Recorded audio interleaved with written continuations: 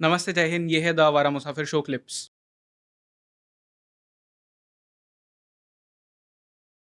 इस केस में जो लोग भी इन्वॉल्व थे, अब तो कई साल हो गए हैं। अब किस बात का डर है? इस गवर्नमेंट को नहीं किस अभी चीज़ तो का डर है? मैंने माशाल्लाह अभी तो क्या बात कर रहे हो, अभी तो गोखले साहब तो बैठे हैं कोई सामने। और ये बहुत लोग गिने जिंदा है चुने यार, लोग ना, होंगे। ये सोचो बहुत ना, लोग जिंदा है, ऐसी बात जो नहीं है, जो मर लोग गए। जिंदा नहीं है, जो पुराने लोगों की बात कर रहे हो, वो तो फाउंडेशन है ना, बहुत फाउंडिंग बड़े फादर्स लोग है ना, हैं यार। Sure. Foundation of the modern nation. एक फाइल का नोटिंग हमने उसमें दिया है। हमारे केपीएस मेनन जो भारत के पहले फॉरेन सेक्रेटरी थे और जिनका शिव शंकर मेनन जी के ग्रैंडफादर, वो बहुत बड़ा नाम है हमारी डिप्लोमेसी का। लेटर ए स्टार्ट होता है केपीएस मेनन से। तो वो एक नोट कहीं लिख रहे हैं, उस नोट में उन्होंने डिस्क्राइब किया है in the context of Japan कि अंग्रेज हमारे एलाई थे। अंग्रेज हमारे एलाय थे। एलाई थे। Because government of India was participant to the war, it was a participant in the global second world war. But ally नहीं है आप। 200 साल से नौकर थे। आप अंग्रेजों के नौकर थे आप। हाँ, एलाई कहाँ से हो गए नौकर? अब मालिक एलाई कब से हो गया? एलाय तो इक्वल स्टेटस इक्वल होता स्टेटस है। में होता है। आप तो नौकर थे उनके, आप तो गुलाम थे। ही वाज, आप ये बात समझो, एलाई मेंटालिटी बता रहा माइंडसेट है कैसे काम करता उसको है। गाली देनी जापान को। नहीं, एलाई वर्ड कौन लिख सकता था? जस्टिफाइडली कौन लिख सकता था? उस टाइम का जो हमारे वाइसरॉय थे, Archibald Wavell, who was himself a military ये कमांडर। 50s की बात कर रहा हूँ मैं। नहीं, मैं बोल रहा हूँ वॉवेल लिख सकता था कि अंग्रेज हमारे एलाई है, हम अंग्रेज के एलाई है, because he was a British. But वो ब्रिटिश माइंडसेट ही हमारे वो अभी भी एलाई बताते हैं। स्ट्रक्चर में इतना घुस गया है कि वो भी अपने आप को अंग्रेज समझते अभी भी हैं। अपने आप को एलाई समझते हैं। अभी इनका है कि जो कॉमनवेल्थ की जो ग्रेव्स हैं, जैसे आपका ये हर जगह आप कोहिमा चले जाएंगे, कोई सर्विंग चीफ जाके नेताजी की मूर्ति या मोरंग में नहीं जाता, यहाँ पे सलूट नहीं करता। लेकिन अंग्रेजी कबर में जाकर के ये सलूट मारने को कि ये पता एलाई है उनके। एलाई कहाँ से आ गए? तुम तो नौकर थे, एलाई कहाँ से आ गए? कर्तव्य पथ में नेताजी का इतना बड़ा स्टैचू है, it's a global phenomenon, the whole world reacted. हमारे इंडियन आर्मी जाके कोई प्रोग्राम वहाँ पे क्यों नहीं करते? कोई सैल्यूट नहीं क्यों होता है? कोई स्पेसिफिक डे में जाके 23 जनवरी को जाके भी वहाँ पे सैल्यूट क्यों नहीं होता है? Colonial hangover. हैंगओवर अपने आप को एलाई बताते हैं उनका अंग्रेजों का। एलाई कहाँ से हो गए? मैं तो उस पर वो ऑब्जेक्शन ले रहा हूँ। एलाई नहीं हो आप, उसके नौकर थे आप उसके। एलाई कहाँ से? आप तो कॉलोनी थे उनकी। एलाई कहाँ से आ गए तुम लोग? बेमतलब क्या? क्योंकि उनको उनकी जो ऊपर की क्लास का है उसमें इंटरेस्ट इन्वॉल्व है। अब अपने आप को एलाई बता रहे हैं। एलाई वलाई कहाँ से हो गए? तो ये इस तरह की बातें आप पढ़िए। अगर आप उसको पढ़ेंगे, गवर्नमेंट के रिकॉर्ड निकाल के बताएं। और जापान को गाली देती तो उसने बोल दी जी हम तो हमारे अंग्रेज से हमारे एलाई थे। अरे यार। अच्छा, एक और बड़ी बात है, ये मैंने बात खासकर मैं लंदन में था तो मैंने 2-4 अंग्रेजों का बताई थी, उनको बेचारों को नहीं पता इस बात का। मैंने कहा तुमसे बड़े टोपीबाज यहाँ बैठे तुम लोग, तो तुम्हारी किस्मत अच्छी कि तुम लोग इस टाइम में तुम भारत में तब आए थे जब हमारी हालत ख़राब थी यहाँ पे। अभी आके देखो तुम्हारे बाप बैठे हैं यहाँ पे, एक नंबर के उस्ताद यहाँ पे। एक बहुत बड़ी चीज़ आप नोट करना, हम लोग हिंदी में कुछ और, जैसे गांधी जी के बारे में बाबा साहब का एक बड़ा क्रिटिसिज्म था कि वो इंग्लिश में कुछ बोलते थे, गुजराती में कुछ और बोलते थे, ठीक है ना। तो ये भारत सरकार या भारत की जो हमारी जो वो है, जो पॉलिटिकल हमारी जो मशीनरी है, सारा सिस्टम है, इको सिस्टम जो हमारा है यहाँ का, हम लोग हिंदी में और रीजनल भाषा में तो कुछ और बोलते हैं। तो यहाँ बैठ के दबा के गालियाँ अंग्रेज़ों को सुबह शाम, के अंग्रेज़ बड़े ख़राब थे, लूट लिया, ये जलियांवाला बाग किया, ये क्या, मारा पीटा, और गांधी जी ने उनको भगा दिया हिंसा से, ठीक है। तो हिंदी में तो उनको गालियाँ दो, और जब लंदन चले जाओ कि साहब हम तो आपके साथ में, हम तो आप ही की कॉमनवेल्थ में, आप ही के दोस्त हैं, आप ही के साथ बैठ के काम करेंगे, मेरे बच्चे को सेटल कर लो यहाँ पे। तो हिंदी में कुछ और बोलना और अंग्रेज़ों को अंग्रेजी में कुछ और पाठ पढ़ाना, ये एक ऐसी इन्होंने 2 टोपियाँ इन्होंने पहना रखी हैं। ये अंग्रेज़ों को वार्न करने का टाइम आ गया कि आप अंग्रेज़ों को बताओ कि ये आदमी सिर्फ हमको गच्चा नहीं, तुमको भी गच्चा दे रहा है। तुम्हारे को हिंदी में गाली देता है माँ बहन की यहाँ पे कि तुम लोग ने लूट लिया, तुमने जलियांवाला बाग कर दिया, लेकिन कभी लंदन में जाके नहीं बोलेगा जलियांवाला बाग के बारे में। क्योंकि अंग्रेज पूछेगा ना कि भाई हमने तो ऑर्डर दिया था मारने का, तुम्हारे तुम्हारे आदमी लोगों थे, ने तुमने क्यों दी पेंशन उनको बाद में, इंडिपेंडेंस के बाद में? अगर तुम उनको फ्रीडम वो बता रहे हो कि गलत काम था, तो आपने कैसे पेंशन पकड़ाई उन लोगों को? ठीक है ना। तो एक वो अलग अलग उसमें अलग अलग जुमले हैं, बहुत से पॉइंट्स हैं निकल के आ रहे हैं। अगर आप इस इशू को खोलेंगे 50, क्योंकि यहाँ दोगलापन चल रहा है कि यहाँ पे गाली अंग्रेज को दो हिंदी भाषा में, और लंदन में जाकर के, क्योंकि वहाँ आपको अपने बच्चे सेट करने, तो वहाँ जाके बोलो हम तो आपके साथ में, हम तो कॉमनवेल्थ के आदमी हैं। तो ये दोगलापन खत्म होना चाहिए। आप अंग्रेजों को भी बताओ कि ये एक नंबर का ये उस्ताद आदमी है, या आपको कुछ बोलता है, मुझे कुछ और बोलता है हिंदी के अंदर। ऐसे कहा जी। प्रॉब्लम यही है, मैंने आपको अभी जो बताया था, हमारे देश में जो चलता है उसको बोलते हैं, मैं तो बोलता हूँ Gandhian language of politics. Gandhian language of politics मतलब ये हुआ कि कोई भी सिचुएशन में कोई भी स्टेटमेंट का कुछ भी मतलब हो सकता है। Sure. इधर भी हो सकता है, उधर भी हो सकता है, depends on who is in front of it और आप कैसे उसको देख रहे हो। तो इसका कोई सर्टेनिटी नहीं है। सुभाष बोस नेताजी इन स्टार्क कॉन्ट्रास्ट, सीधा, एकदम जुबान सीधा, अनएम्बिगुअस, क्लियर कट, आपको मिस इंटरप्रिटेशन की कोई जगह ही नहीं बचेगा। बट इधर ये आप तो हैरान हो जाओगे। मतलब अब सिचुएशन देखो, 1940 में जब जंग शुरू हो गया, कांग्रेस बोल रहा है we oppose the British government war effort because without India's permission आपने हमें जंग का हिस्सा बना लिया। और उधर गांधी जी जाके वाइसरॉय के सामने बैठ के दिल्ली में आंसू बहा रहा है कि मैं तो ये सोच भी नहीं सकता कि आपके वेस्टमिंस्टर ऐसे बर्बाद हो जाएगा, जर्मन आके बॉम्ब गिराएंगे, आप लोग बर्बाद हो जाओगे, आई कांट इवन इमेजिन। तो देश को एक चीज बोल रहे हैं, वाइसरॉय के सामने एक चीज हो रहा है, तो ये सत्य और अहिंसा कहाँ है इसमें? सत्य कहाँ है एटलीस्ट? तो ये दोगलापन हमें प्रॉब्लम, मुझे प्रॉब्लम नहीं है। अगर कोई मुझे बोलेगा, मुझे लोगों ने मुझे बारे में बहुत बातें बोली, मैं बिल्कुल जेनोफोबिक नहीं हूँ, मुझे बहुत अच्छा लगा। लंदन में, अमेरिका तो मुझे बहुत पसंद आता है। मैं इंग्लैंड में जो महीना 1.5 महीना मैं रहा हूँ, मुझे बड़ा अच्छा लगा। लंदन बड़ा अच्छा शहर है, वहाँ के मैं फिल्में देख के बड़ा हुआ हूँ, मैंने उनके सीरियल बड़े अच्छे लगते हैं, मैं लोगों को बोलता हूँ। हमने किताब में नाम यूज़ किए यस मिस्टर वगैरह के। फिश एंड चिप्स, इसको पूछो, मैं हर जगह फिश एंड चिप्स ही खाता हूँ करके। कोई हमें प्रॉब्लम अंग्रेजों से, हमें प्रॉब्लम है दोगलेपन से, कि ये जो दिल्ली में लोग बैठे हैं, यहाँ तो इनको गाली देते हैं अंग्रेजों को, और वहाँ जाके बोलते हैं हम आपके साथ में कॉमनवेल्थ में। एक और दोगलापन निकल के आ रहा है इनको अलग अलग बातों में। जैसे हम गांधी जी की बात, जो वो पूरी कहानी जो है, जो मैंने टी शर्ट पहन के बैठा हूँ जिसकी, वो गांधी जी की कहानी का ये है कि कहते हैं आप ये कैसे कह सकते हो कि एक आदमी सुभाष बोस की वजह से इंडिया फ्री हुआ था, इतना बड़ा फ्रीडम स्ट्रगल था, आप एक आदमी का नाम क्यों ले रहे हो? तो उसको बोलना पड़ता है कि 70 साल से जो तुम कहानियाँ चेप रहे थे कि दे दी हमें आज़ादी बिना खड़क बिना ढाल, तब तुम कहाँ थे? आज जो आपको याद आ रहा है कि एक आदमी के नाम से नहीं होता, हमने कभी नहीं बोला एक आदमी के नाम से। मैं आपके दे दी हमें आज़ादी बिना खड़क बिना ढाल को काउंटर कर रहा हूँ कि सुभाष बोस की वजह से मिली थी। ठीक है, नंबर 1। नंबर 2, आज तक तो हम ये बोलते आए, तो जो मुझे पता नहीं आपको क्या पढ़ाते हैं स्कूलों में, लेकिन हम जब बच्चे थे हमको ये कहानी पता है कि अंग्रेज बड़ा ख़राब था, बाहर से आया, हमको बहुत मारा पीटा, बहुत लोग 1857 में मार दिए, ये वो हो गया, लेकिन गांधी जी ने उनको भगा दिया हिंसा के रास्ते से। ठीक है, तो ये हमें बचपन में ये हमारे दिमाग में घुसेड़ आ गया। तो जब उसको आज मैं काउंटर कर रहा हूँ कि अंग्रेज यहाँ से भागे, गांधी की वजह से नहीं भागे थे, वो तो सुभाष बोस थे जाके वो फौज में रिवोल्ट की नौबत आ गई थी। अब पता क्या जुमले दे रहे हैं लोग ट्विटर में आकर के कि नहीं अंग्रेज खुद ही गया अपने आप यहाँ से, वो तो सेकेंड वर्ल्ड वॉर की वजह से वीक हो गया था। तो अंग्रेज अगर खुद ही गया है और सेकेंड वर्ल्ड वॉर की वजह से वीक होने से गया, तो तुमने पहले क्यों नहीं पता बात? आपने फिर ये गलत स्टोरी क्यों हम पे चेपी कि दे दी हमें आज़ादी बिना खड़क बिना ढाल? 70 साल तक आप कहाँ था आपका ये आर्गूमेंट कि अंग्रेज खुद गया यहाँ से?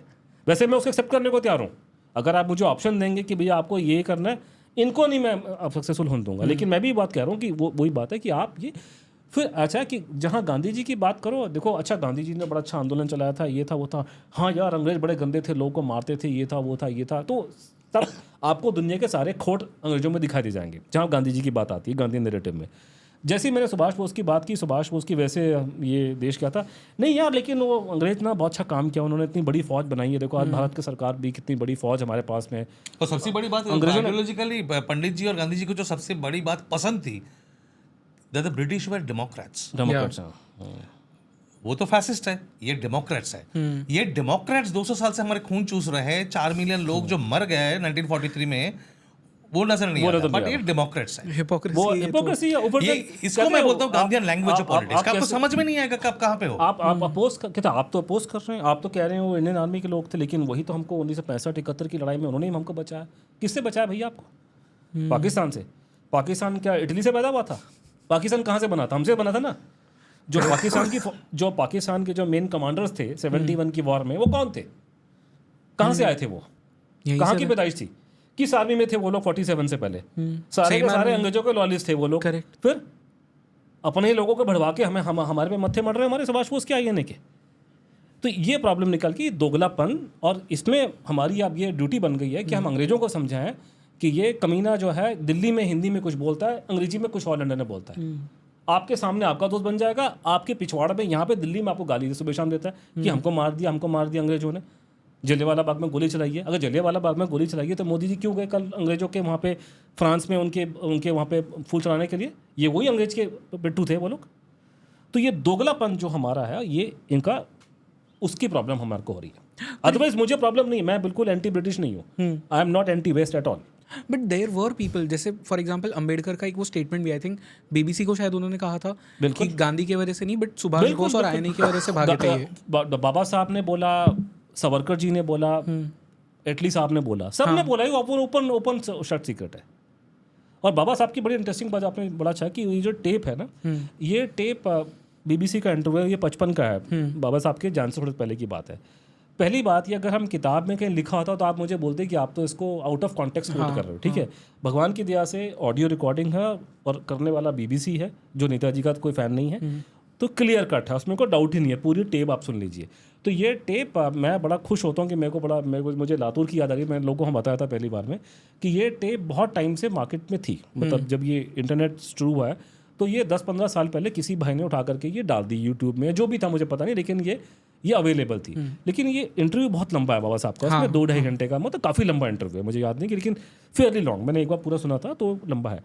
लेकिन जो ये नेताजी का पार्ट है, मैंने एक अच्छा, जो ज़िंदगी में अच्छे काम किए उसमें से एक अच्छा काम मैंने ये किया कि ये पोर्शन जहाँ पे वो नेताजी की बात कर रहे हैं, मैंने ये काट करके निकाल करके इसको पॉपुलर मैंने करवाया अपने दोस्तों के थ्रू, कि ये बाबा साहब ने जो स्टेटमेंट का पूरा इंटरव्यू है उसमें ये स्टेटमेंट भी दी है जो सुभाष बोस की है। अब इसमें बोल के देखो, अच्छा उसके क्या कि बाबा साहब की स्टेटमेंट के बारे में लोग बातें करते हैं कि बाबा साहब ने ये बोला BBC में, लेकिन ये नहीं बोलते कि बाबा साहब ने ये भी बोला कि सुभाष बोस की वजह से इंडिया फ्री हुआ था। करेक्ट। ये इतनी ज़बरदस्त सुभाष बोस को लेकर के यहाँ पे एंटीपैथी लोगों में, उनके खिलाफ हैं सिस्टम में, कि बाबा साहब के टेप की बात कर लेंगे, लेकिन इस इंटरव्यू की बात ये बात नहीं करेंगे कि बाबा साहब ने जो, और कईयों ने मुझसे बहस करी, कहते हैं नहीं वो तो उनके कहने से क्या होता है। मैंने कहा अब सिर्फ बाबा साहब की बात पे मैं नहीं चल रहा हूँ, लेकिन बाबा साहब ने जो बोला है उसके सपोर्ट में डॉक्यूमेंट भी है, चिंता मत करो। उस जमाने के एटली का स्टेटमेंट भी है, उसके फेवर में सावरकर भी बोल रहे हैं। तो ये सब एक ही बात में हम नहीं कर रहे, हम तो सारा का सारा इन्फॉर्मेशन पूरा लेकर के, बाबा साहब बोलने के 1 साल के अंदर अंदर ही तो एटली खुद बोल दिया करके 1 साल के अंदर अंदर ही पर ये एटली से मुझे याद है कि 18 अगस्त 1945 को प्लेन क्रैश वाली थियोरी है कि उसमें डेथ होती है बोस की। 1946 में जवाहरलाल नेहरू का जो लेटर है एटली को, उसमें वो ये क्यों स्टेट कर रहे हैं कि सुभाष चंद्र बोस रशिया में है, स्टालिन के प्रोटेक्शन में है। पहला उसका, I am glad you asked me that question because it requires little bit of elaboration. तो ये लंबी चौड़ी कहानी है। देखिए हुआ कहता है, ये जिस लेटर की आप बात करें, लेटर नहीं है, बेसिकली एलिगेशन है। और एलिगेशन का कि एक श्यामलाल जैन नाम के व्यक्ति थे, मेरठ के रहने वाले, तो उन्होंने ये बात बोलनी शुरू करी है साल 67 के आसपास से। उनका एक लेटर 67-68 में भी गवर्नमेंट को उन्होंने लिखा था उन्होंने, कि नेताजी के बारे में मुझे कुछ पता है, ऑल दैट। साल 1972 में जब इंदिरा गांधी देश की प्रधानमंत्री थी, तो श्यामलाल जैन आकर के खोस्ता कमीशन के सामने आके ये बात बोली ऑन रिकॉर्ड कि ऐसे ऐसे मैं पंडित जी के साथ में था, आसिफ अली के साथ में था, और ये लेटर लिखा गया। तो ये बेसिकली एक किसी बंदे का दावा है। पहली बात तो कि कोई आदमी जो है वो सच झूठ जो भी बोल रहा है, बड़ा जिगरा चाहिए। इंदिरा गांधी देश की प्रधानमंत्री हैं और उनके पिताजी जो भारत के इतने बड़े नेता हैं हमारे देश के, पंडित जी, उनके बारे में आप इतना बड़ा एलिगेशन लगा रहे हैं। वो आदमी ने आकर के ये बात को बोला ओपनली कमीशन के सामने। तो लोगों ने मुझे बोला एविडेंस, मैंने एविडेंस नहीं है, वो एक एलिगेशन है जो प्रूवन नहीं है, लेकिन उसने कमीशन के सामने लगाया। जैसे कि अगर आप पूरे बंगाल में आप चले जाओ, वहाँ लोगों से पूछो कि जब गुजरात में दंगे हुए थे, तो आपको बताएंगे कि साहब कि ना वो नानावती कमीशन में किसी बंदे ने एलिगेशन लगाया था। भाई गुजरात के बारे में सारी इंक्वायरियाँ हो चुकी हैं, CBI की इंक्वायरी होगी, सुप्रीम कोर्ट ने इंक्वायरी करवा ली, और ये सब कांग्रेस के टाइम पे हो चुका है। मोदी जी का कोई इसमें किसी कुछ लेना नहीं है। उसको नहीं मानेंगे कि वो किसी बंदे ने एलिगेशन लगाया था नानावती कमीशन के सामने। तो अगर वहाँ पे आपको नानावती कमीशन के सामने किसी आदमी की स्टेटमेंट को अगर आपको इंपॉर्टेंस दिखानी है, तो ये श्यामलाल जैन की स्टेटमेंट है कमीशन के सामने। You ask me, I don't believe it personally, but मेरे पास में उससे अच्छी स्टेटमेंट पड़ी है। और वो अच्छी स्टेटमेंट ये है कि 1956 में हमारे एटली साहब, वो जिनको मेरे दिल और दिमाग में आजकल वो रचे बसे हैं मेरे, आजकल मैं यही टी-शर्ट पहन के हर जगह मैं देखता हूँ हर जगह अपना बात। तो हमारे एटली साहब दिल्ली भारत में आए, ठीक है, तो अलग अलग शहरों में गए थे। तो लोगों को कलकत्ता वाली स्टोरी का पता है थोड़ा सा, लेकिन उनको वहाँ का नहीं पता कि वो लखनऊ भी गए थे यहाँ से।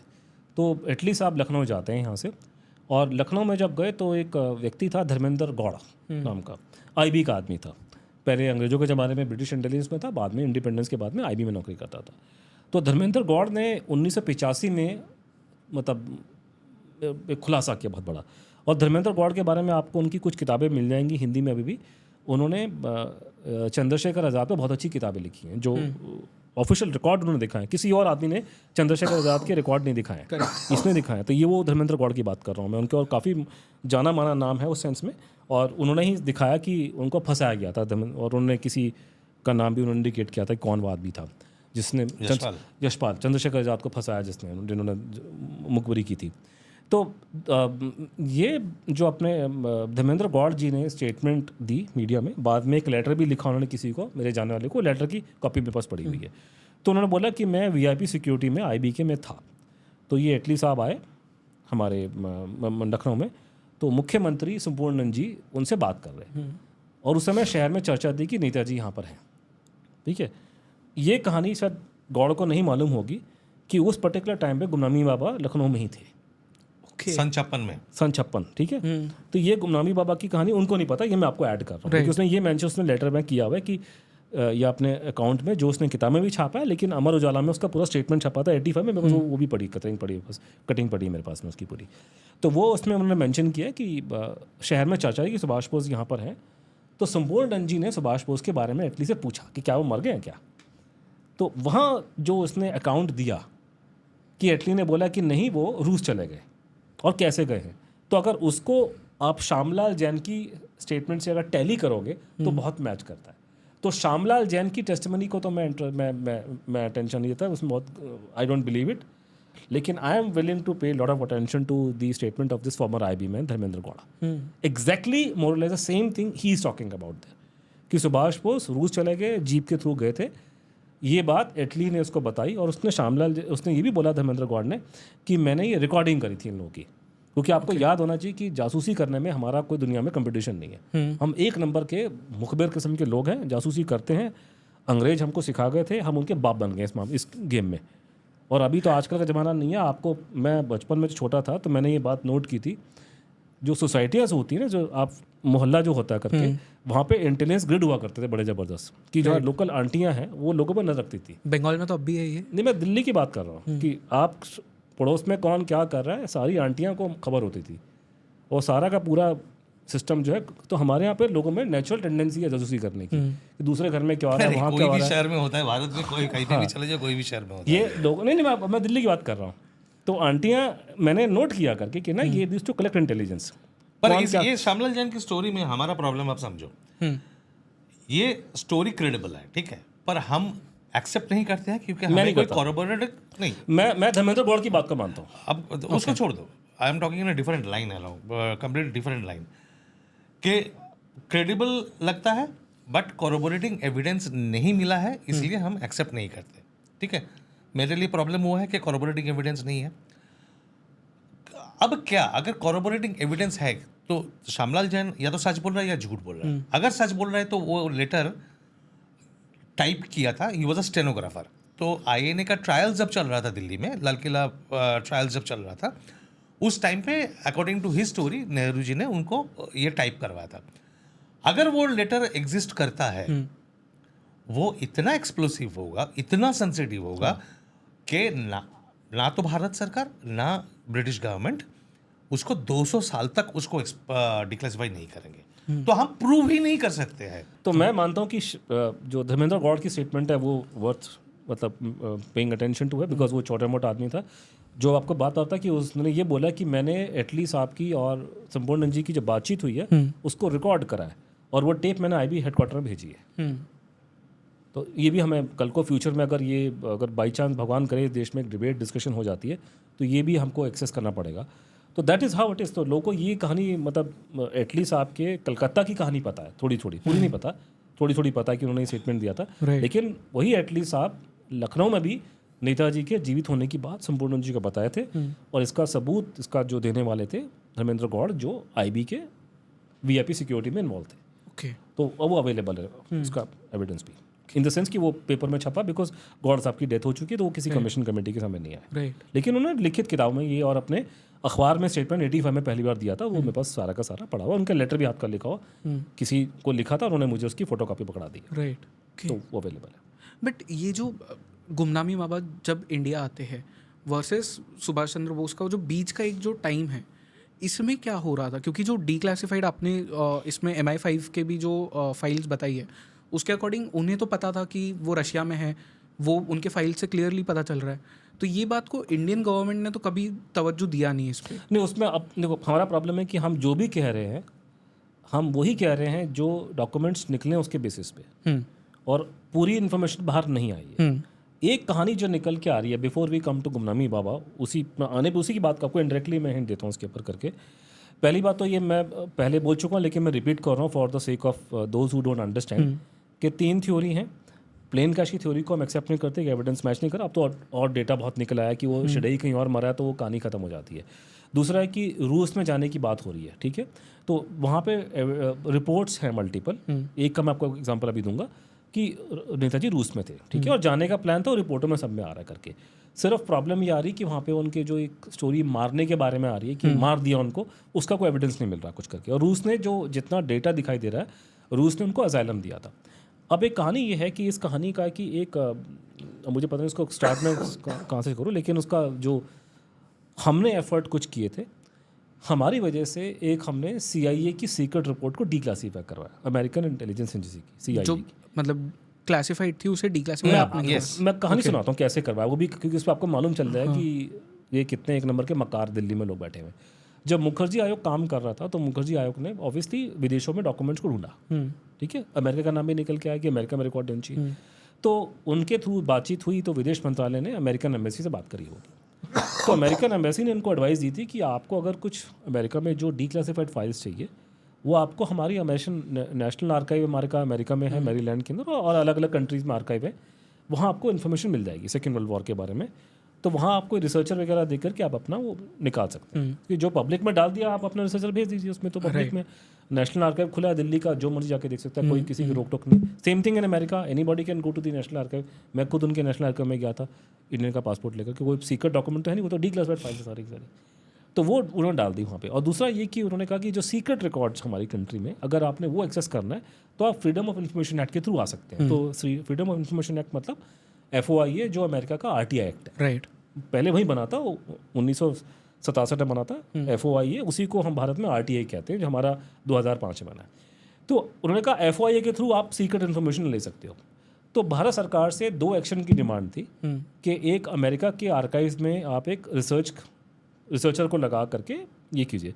तो मुखर्जी कमीशन ने उनको ये बोला कि आप किसी रिसर्चर को ढूंढिए, और अगर रिसर्चर नहीं मिलता है तो किसी भारतीय स्टूडेंट को बोलिए कि for the love of Netaji या for the affection for India he और she can undertake a research and थोड़ा हम कंपनसेशन भी देने को तैयार है। ऐसी कुछ बात जस्टिस मुखर्जी ने गवर्नमेंट में कंपेयर किया। तो आपको पता है कि भारत जो दुनिया में हम मॉरल सुपर पावर हैं, ठीक है।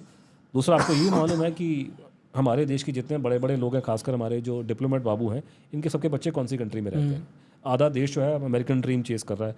ये बात मैंने कहीं बोली थी, बाद में मैंने देखा सदगुरु ने भी बात बोली कि अगर आज के दिन में अगर अमेरिका वाले अनाउंस कर दें कि जो आदमी आएगा उसको हम फर्स्ट कम जो भी आएगा उसको हम वीज़ा दे देंगे, तो आधा कंट्री भाग जाएगा छोड़ के अमेरिका में, ठीक है।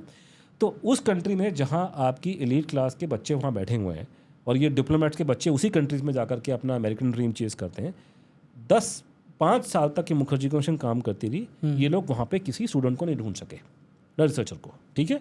तो ये उन्होंने काम नहीं किया, हम लोगों ने करा। हम लोगों ने वहाँ रिसर्च करा के, हमने भी बंदा हायर करके $500 देके पर डे के उसको करा के हम लोगों ने कुछ डॉक्यूमेंट निकाले, वटेवर, ठीक है, नेशनल आर्काइव में। उसके बाद में जो भारत सरकार ने ये बोला कि जो अमेरिकन FOIA है ये बड़ा कॉम्प्लिकेटेड और टार्डी प्रोसेस होती है। अगर आपको अमेरिकन सरकार से कोई सीक्रेट रिकॉर्ड बाहर निकालना है और FOIA के थ्रू अगर आप जाएंगे तो बड़ा कॉम्प्लिकेटेड है, क्योंकि उसमें आपको बताना पड़ता है कि कौन सा रिकॉर्ड आपको चाहिए। करेक्ट। अब जो चीज़ खुद सीक्रेट है वो कैसे पता, वो भी जेन्युइन बात है, खरी बात, गलत बात नहीं है ना, कि आपको चीज़ सीक्रेट है, मैं आपको कैसे बताऊंगा कि मुझे वो चीज़ चाहिए। तो उन्होंने इसलिए ये बात बोल करके भारत सरकार ने अमेरिकन गवर्नमेंट से FOIA में कोई अपील नहीं करी, ठीक है। हम दोनों यहाँ दिल्ली में, उस टाइम भी ये दिल्ली में था, गुड़गांव में था, हम मेट्रो में घूमने वाले लोग थे, अभी भी मेट्रो में घूम रहे हैं, ठीक है। कहने को तो लोग बोलते हैं कि हमको BJP का IT सेल पैसे देता है, अगर पैसे देता होता तो मैं मेट्रो में क्यों घूमता होता भैया। तो एनी हो, तो ऐसे ये हम लोग दिल्ली में बैठे बैठे हम लोगों ने 2 सीक्रेट CIA के रिकॉर्ड ट्रैक कर लिए, ना केवल सीक्रेट CIA के रिकॉर्ड हमने ढूंढ निकाले 2, और वो रिकॉर्ड को हमने अमेरिकन FOIA के थ्रू उनसे अपील करी कि ये रिकॉर्ड हमको दे दीजिए। तो अमेरिकन सरकार ने हमको बोला कि ये नेशनल सिक्योरिटी अमेरिका के हिसाब से हम नहीं दे सकते आपको। फिर वहाँ पे जैसे दिल्ली भारत में होता है कि अगर आप सूचना के अधिकार में RTI में आप कोई सवाल पूछते हैं और आपको इन्फॉर्मेशन रिजेक्शन आता है या फिर आपको सेटिस्फाइड नहीं हो, you can always make an appeal to another officer. Right. तो वहाँ भी सेम प्रोटोकॉल है, हम तो उन्हीं का कॉपी किया हुआ है, तो हम उनका प्रोटोकॉल है कि अगर आपको पसंद नहीं है तो उनका एक पैनल बैठता है, आप वहाँ अपील कर सकते हैं CIA पैनल के अंदर। तो हमने फिर वो अपील वहाँ पे एक बना के ड्राफ्ट करके उनको दी कि ये कारण है। तो हमारा कोई लॉयर नहीं है, हम ही सब खुद ही करते हैं। खुद ही करके खुद ही चपड़ासी, खुद ही CEO हैं उसके मिशन नेता जी के। तो हमने वो सारा बना के एग्जाम्पल कि क्या क्या बोलना है, कि जैसे एग्जाम्पल हमको उनको बोला है कि इंटेलिजेंस एजेंसीज में 2 ही चीज़ सीक्रेट होती है कि मुखबिर का नाम, सोर्स का नाम नहीं होना चाहिए, और दूसरा कि how you have collected intelligence, gathering collection कैसे होती है। ठीक है, हम इंटेलिजेंस के लोग नहीं, हम तो डिक्लासिफाइड इन्फॉर्मेशन में इंटरेस्टेड है, हम तो रिसर्चर हैं, हम तो उस कैटेगरी में आते हैं, पत्रकार हिस्टोरियन टाइप की कैटेगरी में आते हैं। हम इंटेलिजेंस के आदमी नहीं है, हमें उससे कोई मतलब नहीं है, ना हमें सोर्स के नाम से मतलब है, ना मुझे उससे मतलब है कि आपने कैसे इंटेलिजेंस गैदर करी है। आप सिर्फ वो नाम छुपा दो, अमेरिका की भाषा में रिडक्शन कहते हैं, आप वो काला करके आप हमको बाकी रिकॉर्ड दे दो। ठीक है, और भी और कारण दिए कि भारत के लोगों की बहुत अटैचमेंट इस आदमी के साथ में, और बहुत से भारतीय मूल के लोग आपके देश में भी रहते हैं, तो वो भी खुश होंगे अगर आप ये काम करेंगे। तो उन्होंने वो अप्रूव कर दिया। ठीक है, तो मतलब अगर आपको 2 लोग मिल जाएं, एक गांधी भक्त और एक CIA, और दोनों के सामने अगर हाथ पैर जोड़ोगे इन्फॉर्मेशन निकालने के लिए, तो CIA निकाल देगी आपको, एक गांधी भक्त आपको नहीं देगा। ये स्टेटमेंट जो था, ये हाइपोथेटिकल स्टेटमेंट नहीं है, मैं आपको एग्जांपल देता हूं। अच्छा, this is real life example. नहीं, ये भी रियल है CIA वाला। नहीं, मैं बोल ये जो गांधी भक्त तो गांधी भक्त नहीं देगा आपको। तो ये स्टेटमेंट हाइपोथेटिकल स्पेकुलेटिव नहीं है, ये मेरे रियल लाइफ एग्जांपल से मैं आपको बताता हूँ। ये CIA से डॉक्यूमेंट्स निकल लिया, CIA को वो मुखर्जी कमीशन ने बोला था कि नेशनल आर्काइव्स जो US का है वहाँ पे क्या डॉक्यूमेंट्स है वो भी आप निकाल लीजिए। तो उनको रिसर्चर नहीं मिला तो नहीं कर। नेशनल आर्काइव्स को मैंने ईमेल लिखा कि मैं ये ढूंढ रहा हूँ नेताजी के ऊपर क्या क्या डॉक्यूमेंट्स है, आप मुझे बताएं, तो एंड कॉस्ट एंड प्राइस जो भी है, if affordable I would like to have them. कोई जवाब बाबा कुछ नहीं। पूरा एक दिन एक पूरा इतना मोटा पोथा आ गया घर में मेरा from them, free of cost, कि किसी ने सर्च किया था उस टाइम पे ये फाइल्स बाहर थे, हमने कॉपी करके भेज दिया। I got the same thing from Australia, like this free. इतना मोटा पोथा फ्री। ओके। ठीक है, ये पहला एग्जांपल। सेम चीज also happened with the UK। We appealed to the foreign and commonwealth office, हमें सेंसिटिव इन्फॉर्मेशन चाहिए, ढंग का जवाब आया, सब कुछ किया, जो इन्फॉर्मेशन दे सकते हैं वो दिया, डिक्लासीफाई करके दिया। Transfer of power related documents declassify करने के बाद दिया। ठीक है, हो गया। अब अपनी देश की कहानी सुनाता हूँ। हमारे डिफेंस मिनिस्ट्री है, उसमें एक हिस्टोरिकल, और ये वो लोग हैं जो दावा ठोकते हैं कि हम सत्य अहिंसा के पुजारी हैं, ये उसकी बात कर रहा है। सत्य अहिंसा का जो डंका बजाते हैं दुनिया में कि शांति की दुनिया में हम लेकर आएंगे और सत्य हम फैलाएंगे दुनिया के अंदर, ये उनकी बात कर रहा है। तो डिफेंस मिनिस्ट्री के हिस्टोरिकल डिवीजन है, जो हमारे जितने ज़्यादा जंग लड़े गए हैं या वॉर हिस्ट्री जो है, ऑथेंटिक हिस्ट्री लिखते हैं, पब्लिश करते हैं। 1950s में पंडित जी ने कमीशन किया था एक बंगाली हिस्टोरियन को to write the history of INA। तो उन्होंने लिखा था, भारत सरकार ने कभी छापा नहीं उसको, मैन्युस्क्रिप्ट पड़ा है, सीक्रेट है। ठीक है, कॉन्फिडेंशियल है, कोई जाके देखना चाहते हैं तो देख सकते हैं पलट के, but nothing more than you can't enter there, just you have to be वो ऑफिसर। बोलते हैं, एटलीस्ट थियोरेटिकली बोलते हैं कि आके देख सकते हो, कंसल्ट कर सकते हो, पर ना नोट लोगे ना कॉपी करोगे। तो मैंने बोला इतना पुराना हिस्ट्री INA का पड़ा है, it's not being used, I wanted a copy of the manuscript. RTI file किया डिफेंस मिनिस्ट्री में, वो लोग ना बोल दिया, ये वो बहुत लफड़ा हुआ। सेंट्रल इंफॉर्मेशन कमीशन ने ये डायरेक्शन दिया, डिफेंस मिनिस्ट्री ने मुझे एलिगेशन लगा कि if we give you the manuscript और कल तुम अपने नाम पे उसको प्रिंट कर दोगे, छाप दोगे, तो हम तो कुछ कर नहीं पाएंगे। I said valid argument, valid objection. Central information commission ने मुझे बोला कि आप एक काम करो, एफिडेविट दे दो, एक रिटन एफिडेविट दो नोटराइज्ड, कि आप इसको कमर्शियली यूज नहीं करोगे, only for your research purpose, reference material. मैंने बोला फेयर पॉइंट, दे दिया। CIC ने ऑर्डर पास किया कि the ministry will have to give a copy of the manuscript to me. हो गया, मैं वेट कर रहा हूँ, अब ऑर्डर आ गया है तो मैन्युस्क्रिप्ट भी पहुँच जाएगा मेरे पास। तो instead what do I get? I get a legal notice कि मेरे अगेंस्ट केस फाइल हो गया है दिल्ली हाई कोर्ट में। ऑर्डर के अगेंस्ट कोई इंस्टीट्यूशन जब ऑर्डर पास करता है, if you don't like the order, you challenge the order ना, राइट। तो डिफेंस मिनिस्ट्री ने ऑर्डर को चैलेंज नहीं किया था. They filed a case against me. Why?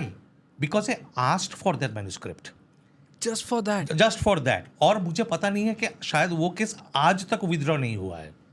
Okay. तो ये है फर्क गांधीयन और नॉन गांधीयन में.